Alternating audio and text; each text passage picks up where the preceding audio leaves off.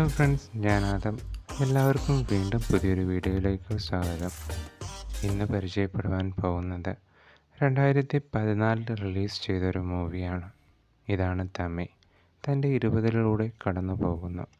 അതിരാവിലെ തൻ്റെ കുളിയും കഴിഞ്ഞ് വീടും വൃത്തിയാക്കി നല്ല രീതിയിൽ ഒന്ന് ഒരുങ്ങി അവൾ ധൃതിയിൽ തൻ്റെ അടുക്കളയിലേക്ക് പ്രവേശിക്കുകയാണ്. അവിടെ തൻ്റെ ജോലി ചെയ്തുകൊണ്ടിരിക്കുന്ന സമയത്താണ് നമ്മുടെ കഥാനായകനായ മോശ അവിടേക്ക് കടന്നു വരുന്നത്. തമിയെ കണ്ട ഉടൻ ഒരു ചെറുപുഞ്ചിരിയും ഒരു തടവലും അവിടെ ഒന്ന് ജോലിയിൽ സഹായിച്ചും ഒരുമിച്ചുറങ്ങിയും അടുത്ത ദിവസം ഒരുങ്ങി പുറത്തേക്കൊന്ന് ചുറ്റിക്കറങ്ങിയും ഒരുമിച്ചിരുന്ന് ഫുഡ് കഴിക്കുവാനുള്ള തിരക്കിലാണ്. നല്ല ആഹാരം കണ്ടതുകൊണ്ടായിരിക്കും തമി ഇങ്ങനെ വലിച്ചു വാരി കഴിക്കുന്നത്. അത് അവളുടെ രീതിയാണ്.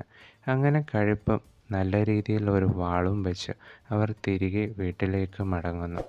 തിരികെ എത്തിയ അവർ 50 വയസ്സുകാരനായ മോശ തൻ്റെ സോഫയിൽ നീണ്ടു നിവർന്ന് കിടക്കുകയാണ്. അതിൻ്റെ അരികിലായി തമി വാള് വെച്ചതിൻ്റെ ക്ഷീണം മാറ്റുവാൻ വേണ്ടി തൻ്റെ സൗന്ദര്യം മെച്ചപ്പെടുത്തുകയാണ്. ഇപ്പോൾ കാണുന്ന എല്ലാവർക്കും തോന്നുന്നത് അവർ നല്ലൊരു ദമ്പതികൾ.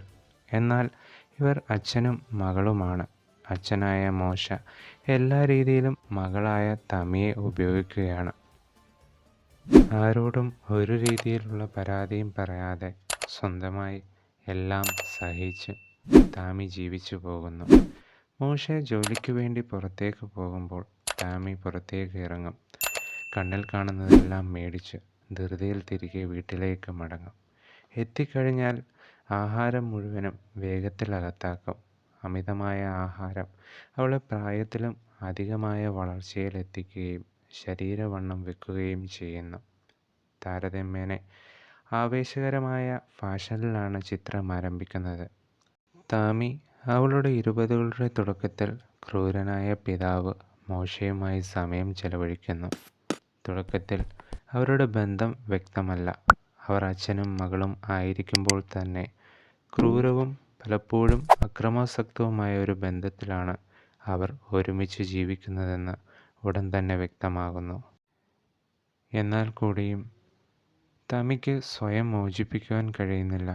പകരം അവൾ പിതാവുമായുള്ള ലൈംഗികതയ്ക്ക് കീഴടങ്ങുന്നു. സ്വയം ദ്രോഹിക്കുകയും അമിതമായി ഭക്ഷണം കഴിക്കുകയും അതിനെ തുടർന്ന് വാള് വയ്ക്കുകയും ചെയ്യുന്നു.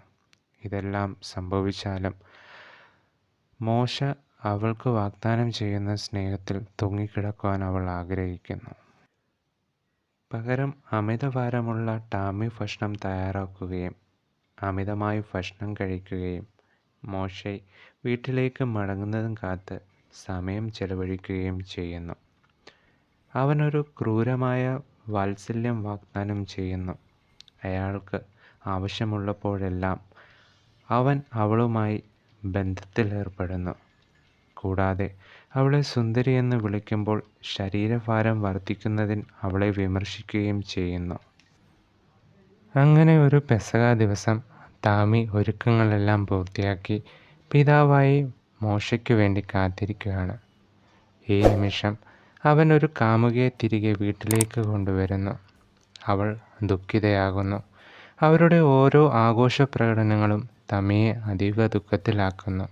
അവസാനം രണ്ടും കൽപ്പിച്ച് ആ രാത്രിയിൽ അവരുടെ ഫ്ലാറ്റ് വിട്ട് അവൾ ഇറങ്ങുന്നു.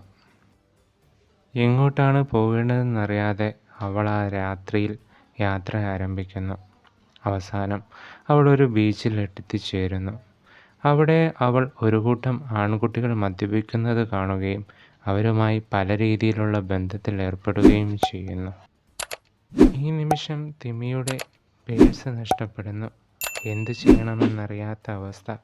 പെട്ടെന്ന് അവളെ സഹായിക്കാൻ വേണ്ടി ശൂലി എന്ന സ്ത്രീ കടന്നു വരുന്നു. അവൾ തിമിയെ കൂട്ടിക്കൊണ്ട് അവളുടെ ഫ്ലാറ്റിലേക്ക് പോകുന്നു. അവളെ സ്വതന്ത്രമായി ഉറങ്ങുവാനും അവളുടെ മുറിവുകൾ വെച്ച് കെട്ടുവാനും സഹായിക്കുന്നു. പിന്നീടുള്ള ദിവസങ്ങളിൽ രണ്ടു സ്ത്രീകളും ഒരു താഴ്ന്ന ഗാർഹിക ജീവിതം നയിക്കുവാൻ തുടങ്ങുന്നു. ഒരുമിച്ച് വൃത്തിയാക്കലും പാചകവും ടെലിവിഷൻ കാണലുമായി അങ്ങനെ സന്തോഷത്തോടെ കടന്നിരിക്കുമ്പോഴാണ് പിതാവായ മോശ തിമിയെ കണ്ടുപിടിച്ച് അവളെ തിരികെ വീട്ടിലേക്ക് കൊണ്ടുപോകുന്നത്. അവിടെ ചെന്ന ഉടൻ പിതാവ് തൻ്റെ കലാപരിപാടികൾ വീണ്ടും ആരംഭിക്കാൻ തുടങ്ങുന്നു. അവസാനം അവിടുന്ന് സഹികെട്ട് തിമി തിരിച്ച് ഷൂലിയുടെ അടുത്തേക്ക് വരുന്നു. പെട്ടെന്ന് തന്നെ പിതാവ് ഷൂലിയുടെ വീട്ടിലെത്തി തമിയെ വീണ്ടും കൂട്ടിക്കൊണ്ടു പോകുന്നു. ഏതാനും മാസങ്ങൾക്ക് ശേഷം മോശയും തമിക്കും ഒരു കുഞ്ഞു ജനിക്കുന്നു. ഇനിയെങ്കിലും ഒരു നല്ല ജീവിതം ലഭിക്കണമെന്ന ആഗ്രഹത്തോടെ തിമി തൻ്റെ പിതാവായ മോശയും തൻ്റെ കുഞ്ഞിനെയും നോക്കുന്നു. Thank you.